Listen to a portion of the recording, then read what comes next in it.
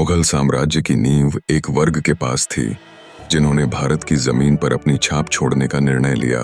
इनका आगमन 16वीं सदी के मध्य में हुआ, जब बाबर ने पानीपत की पहली लड़ाई में इब्राहिम लोदी को हराकर भारत पर कब्जा किया। यह एक महत्वपूर्ण घटना थी जिसने भारतीय इतिहास में एक नया अध्याय खोला। मुगलों का उद्देश्य मुख्यतः दिल्ली सल्तनत पर अधिकार करना और अपने साम्राज्य का विस्तार करना था। जहां बहुसंख्यक भारतीय राज्यों से सामंजस्य स्थापित करके उन्होंने अपनी प्रशासनिक क्षमता को दर्शाया, वहीं उन्होंने कला, संस्कृति और विज्ञान में भी योगदान किया। मुगल सम्राटों ने शासन के दौरान फारसी संस्कृति को अपनाने के साथ साथ भारतीय कला और वास्तुकला में भी सुधार किया। आर्थिक दृष्टिकोण से भी मुगलों ने भारत में एक महत्वपूर्ण स्थान बना लिया। वे व्यापार को प्रोत्साहित करते थे और विभिन्न वस्त्रों, मसालों और धातुओं के व्यापार के लिए नई बुनियादें रखीं। इस व्यापार ने भारतीय अर्थव्यवस्था को समृद्ध किया और व्यापारिक नेटवर्क में सुधार किया। फिर भी मुगलों का भारत में आगमन केवल आर्थिक लाभ के लिए नहीं था, उनके साथ धार्मिक और सांस्कृतिक आदान प्रदान भी आया। अकबर के दौरान एकता और सहिष्णुता की नीति को अपनाया गया, जिसने विभिन्न धार्मिक समुदायों के बीच मेल मिलाप को बढ़ावा दिया।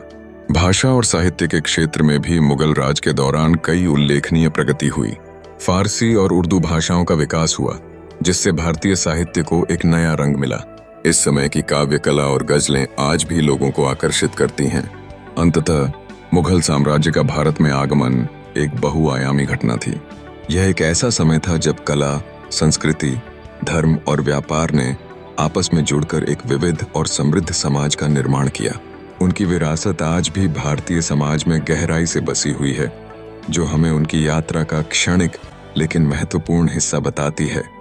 मुगल साम्राज्य की शुरुआत 16वीं सदी में हुई, जब बाबर ने भारत के उत्तरी हिस्से पर आक्रमण किया। मुगलों की भारत में आगमन का मुख्य कारण स्थायी सत्ता स्थापित करना और नए संसाधनों का लाभ उठाना था। उन्होंने देखा कि भारत की समृद्धि और इसकी सांस्कृतिक विरासत उन्हें समृद्धि के नए द्वार खोल सकती है। मुगल साम्राज्य की स्थापना के पीछे एक विचारधारा भी थी। बाबर और उसके उत्तराधिकारियों ने अपने धर्म, इस्लाम और इसकी शिक्षाओं को फैलाने की इच्छा रखी। इस यात्रा में उन्होंने भारत के विभिन्न हिस्सों में इस्लाम को फैलाने का प्रयास किया, जो आज भी भारत की सांस्कृतिक विविधता में एक महत्वपूर्ण हिस्सा है। वास्तव में मुगलों का भारत आगमन भारत के विविध सांस्कृतिक और ऐतिहासिक परिदृश्य को भी आकार देने में मददगार रहा। उन्होंने भारतीय वास्तुकला और कला को नई दिशा दी, जैसे ताजमहल और लाल किला। ये निर्माण इस बात का प्रतीक हैं कि कैसे उन्होंने भारतीय शैली को अपनाया और उसे नया रंग दिया। मुगल साम्राज्य का एक अन्य कारण व्यापार और वाणिज्य का विकास था। भारत रेशम, मसाले और कीमती पत्थरों का बड़ा बाजार था और मुगलों ने इन संसाधनों का दोहन करने का लक्ष्य बनाया। यह व्यापारिक क्षेत्रों को बढ़ाने और स्थानीय लोगों के साथ आर्थिक संबंध स्थापित करने के लिए महत्वपूर्ण था। इसके अलावा मुगलों ने प्रशासनिक सुधारों की दिशा में भी कदम उठाए। उन्होंने भूमि राजस्व प्रणाली को सुव्यवस्थित किया, जिससे कृषि उत्पादकता में वृद्धि हुई। इसके परिणाम स्वरूप उन्होंने भारत के विभिन्न क्षेत्रों में अपनी शासन व्यवस्था को मजबूती दी। मुगलों का भारत आगमन केवल एक राजनीतिक घटना नहीं थी, बल्कि यह भारतीय संस्कृति, धर्म और अर्थव्यवस्था के विकास की दिशा में एक महत्वपूर्ण कदम था। उन्होंने न केवल विभिन्न धर्मों को एक साथ लाने का प्रयास किया, बल्कि भारतीय समाज की समृद्धि के लिए भी कार्य किया।